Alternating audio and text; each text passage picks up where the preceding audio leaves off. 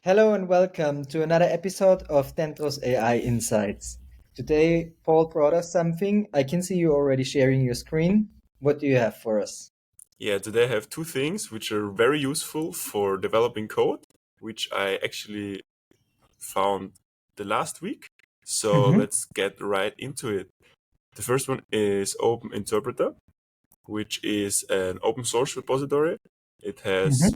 35,000 stars, which is a lot. And it's an alternative to Code Interpreter of OpenAI, only that Code Interpreter runs in a sandbox in the cloud. And Open Interpreter, you can use it on your own machine. And it works like this, that you install it via pip and then you can just run it.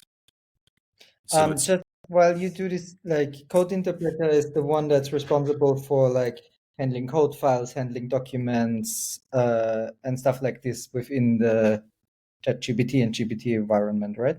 exactly. So Mm-hmm. Code Interpreter allows you to tell the LLM that it should execute some code, or Mm-hmm. basically it decides it on its own when code needs to be executed.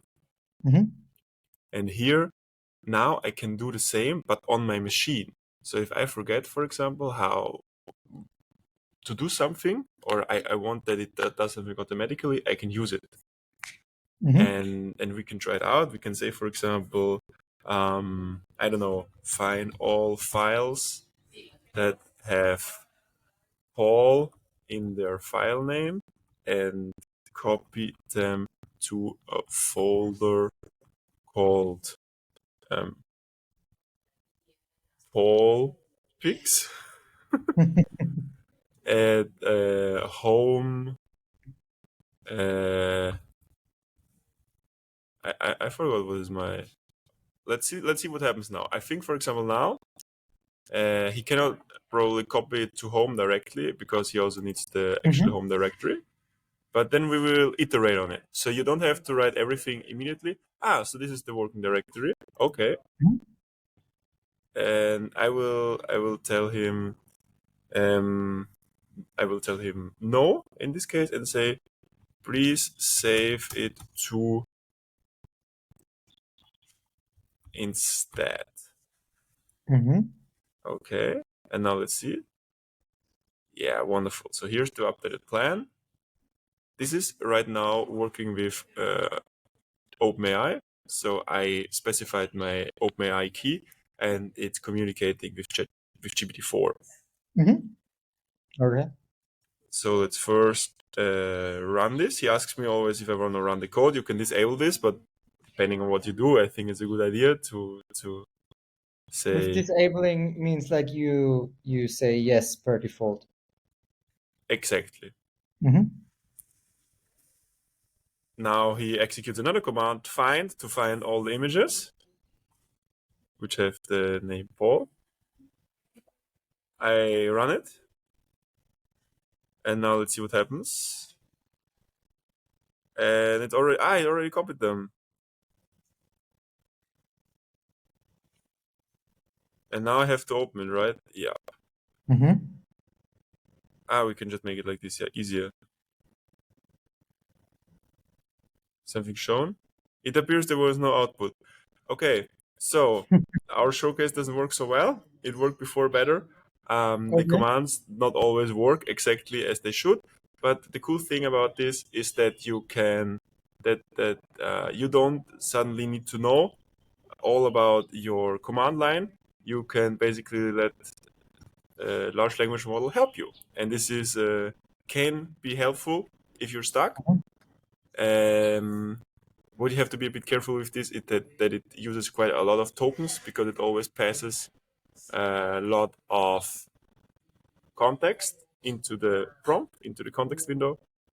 But apart from that, I think this is a really cool project and allows you also to use locally hosted LLMs to interact with your laptop just via natural language.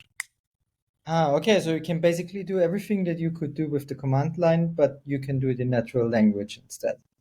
Exactly. You can also, it also suggests you sometimes to write Python code, Okay. which you then can execute. Didn't happen now in our showcase, but yeah, so Mm-hmm. it also writes code and you can tell, hey, read in this CSV file and generate a PowerPoint from this, for example.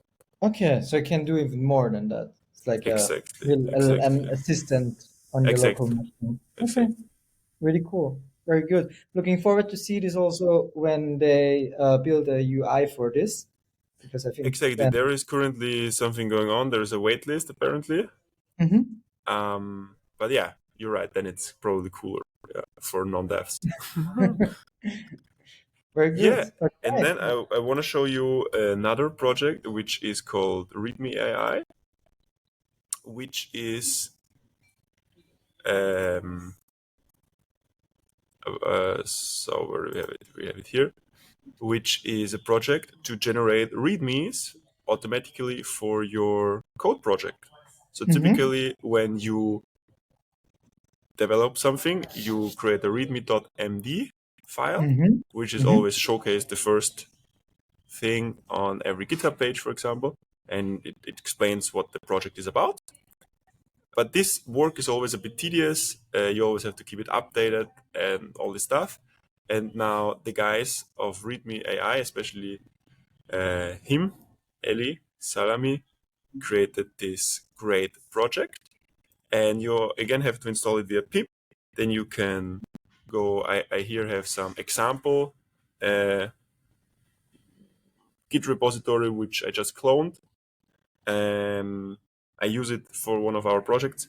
And what you Mm-hmm. do is you write readme the command and run it.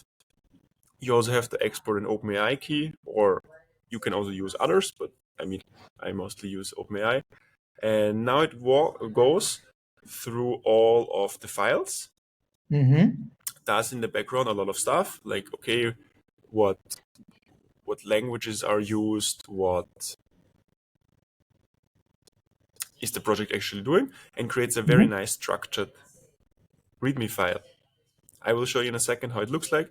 What I Okay. thought is, now what you could do is you could always just when code changes happen, that instead of the developer updating the README, you can just run something like this, and the README is always automatically updated, which is really cool because, well, I guess more information and better summaries for anybody else who reads it. Absolutely. Could you do this like I understand that in this case, this you can probably automate this process, which would make a lot of sense. But just like for basic understanding, would you be able to reproduce this in ChatGPT as well, like manually, Mm, the thing providing is, it a GitHub file or no? what's happening here is that a lot of steps are chained together. So if Mm-hmm. you want to do it manually, it just, I mean, you have to do a lot of things and you have to tweak a Mm-hmm. lot. You have to try it out. In the end, you can achieve it just with the manual interface. But it's like, I don't know. You can also go on the field and work the crops with your hands, or you take a tractor. No? Yes, absolutely. I know what you mean. Yeah, Yeah. let's see what happened. I think there was an error. I saw there was an error. I don't know if something failed or not. Mm-hmm. Let's check out what got generated. It was this file. Looks pretty Oh, good. it looks like a Let's readme. open the preview. Yeah, look at this. Not bad. So we With have here internal linkings as well. Okay. exactly. So I Mhm. cannot click them because it's because of the editor, but normally Mhm. you could. And it just gives you a table of contents, which tools are used, the features, the repository structure, all the modules. It writes something about the front end, for example, the source. Really nice. Mhm. I used it yesterday for one of our own projects, Paul. And what I Yes. did, for example, I changed here the getting started area because this didn't look so good. And I also deleted or adjusted here all these parts because this Mhm. is more if you do make open source projects. But apart from that, I was very delighted. I just ran it, and then after 10 minutes, I had a fully fledged README. Wow. Amazing. Yeah, that makes total sense. Really cool. Cool project. Looking forward to see this also when it's like fully automated in terms of changes. Whenever there's a commit that it checks the README. Yeah, we could incorporate that. I think the problem is that if you do it fully automated now, it's just not always perfect, right? Mm-hmm. And I think you would need to tweak it maybe a little bit, but then putting it automatically in a pipeline, CI/CD, that's no problem. Yeah, yeah, that would be really cool. Really cool project. Cool. Yeah. Thank you for checking this out. I hope it's useful to you. Absolutely. Thank you very much, Paul. See you next time. See you.